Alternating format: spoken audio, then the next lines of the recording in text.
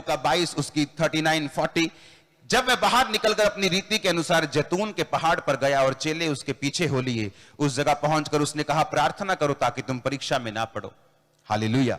अगर हम इस परीक्षा के वचन को पढ़ते हैं यूनानी भाषा में, जो जिस भाषा में बाइबल लिखी गई है, तो परीक्षा का मतलब आपकी स्क्रीन पर अगर है तो उसे दिखा देना। परीक्षा का मतलब है पैरास्मोस, जिसका मतलब है कि डिसिप्लिन करना, किसी व्यक्ति को एडवर्सिटी के साथ, किसी व्यक्ति को डिसिप्लिन में लेके आना, उसकी लाइफ में मुश्किलों को एंटर करवा के। जीसस ने कहा कि तुम प्रार्थना करो ताकि तुम परीक्षा में ना पड़ो। एक परीक्षा खुदावन जीसस क्राइस्ट के लाइफ में आनी थी। उसने क्रूस को उठाना था, उसने कांटों का ताज डालना था।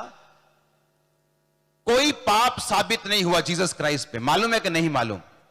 राजा ने कहा तेरे पे कोई पाप साबित नहीं होता, तू जस्ट अपने मुंह से कह दे कि मैं निर्दोष हूं और हमें तुझे छोड़ना पड़ेगा, क्योंकि एक भी गुनाह तेरे पे साबित नहीं हुआ। अगर तुम मुंह से ही कह दे तो मुझे लीगली तुझे छोड़ना पड़ेगा। जीसस ने कहा, मैं इनकी वजह से पकड़वाया नहीं गया हूं, मैं 3.5 साल मैंने इन्हीं लोगों में प्रचार किया, इन्हीं के लंगड़ों को चंगा किया, इन्हीं के अंधों को आंखें दी, और जब मेरी मर्जी हुई मैंने अपनी मर्जी से अपने आप को इनके हाथों में पकड़वाया है ताकि मैं मारा जाऊं, गाड़ा जाऊं और तीसरे दिन मुर्दों में से जी उठूं। अपनी मर्जी से मैंने अपने आप को दिया है और अपनी मर्जी से वापिस लूंगा, क्योंकि मैं परमेश्वर हूं। आमीन। जो लोग बोलते हैं जीसस क्राइस्ट अपने आप को बचा नहीं पाया, उनको अपनी अनपढ़ता का इलाज करवाना चाहिए। उनको सुनना चाहिए चर्चिस में जाके कि जीसस ने क्यों अपने आप को छुड़ाया नहीं, और क्यों तीसरे दिन उसने अपने आप को छुड़ाया और वो जी उठा। हालेलुया। सब लोगों के जन्मदिन होते हैं, मरण दिन होते हैं। बड़े बड़े महापुरुष आए, जन्म में मर गए। एक जीसस क्राइस्ट एक लौते ऐसे परमेश्वर शख्स हैं जिसके 3 दिन है, जन्मदिन है, मरण दिन है और जी उठने का दिन है, और वो आज तक जीवित है। कौन कर रहा है ये काम?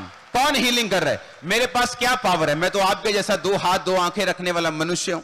मेरे पास क्या पावर है उसको हील? जीसस के पास पावर है ऑपरेशन से फ्री करने की, उसके पास पावर है आपको फ्री करने की दुष्ट आत्मा से, बीमारियों से, कैंसर से।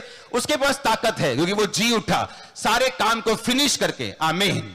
अब हमें क्या करना है? उसी जीसस क्राइस्ट ने कहा, प्रार्थना करो ताकि तुम परीक्षा में ना पड़ो। इसका मतलब अगर आप प्रेयर लाइफ में नहीं हैं, आप एक बिग ट्रबल में फंस सकते हैं, और परमेश्वर आपको डिसिप्लिन करेगा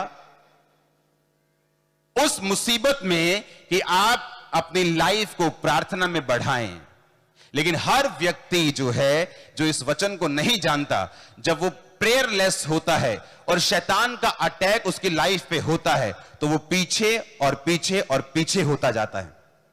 क्योंकि ना तो उसकी लाइफ में अच्छी चर्च है जहां वो वचन को सुन सके, ना वो अच्छी संगति में है, ना वो प्रार्थना सुनता है, ना वो वर्ड सुनता है। और जब शैतान उस पर अटैक करता है, उसे लगता है जिंदगी संघर्ष का नाम है, और वो अपनी लाइफ, अपने फाइनेंस, अपने परिवार में 1 कदम पीछे, 2 कदम, 4 कदम और 100 कदम पीछे होता जाता है।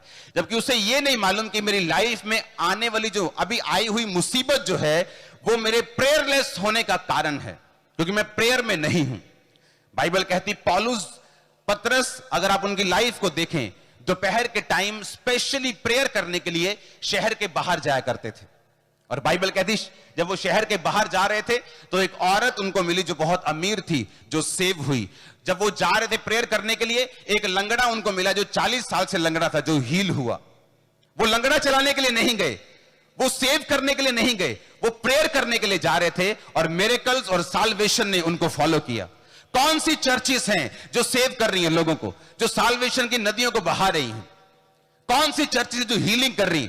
वो चर्चेस जो अपने घुटनों के ऊपर हैं, जो प्रार्थनाओं के ऊपर हैं, जो 4 घंटे, 5 घंटे, 6 घंटे रोज प्रार्थना करने वाले, वो लोग बेदारी का कारण बन रहे हैं।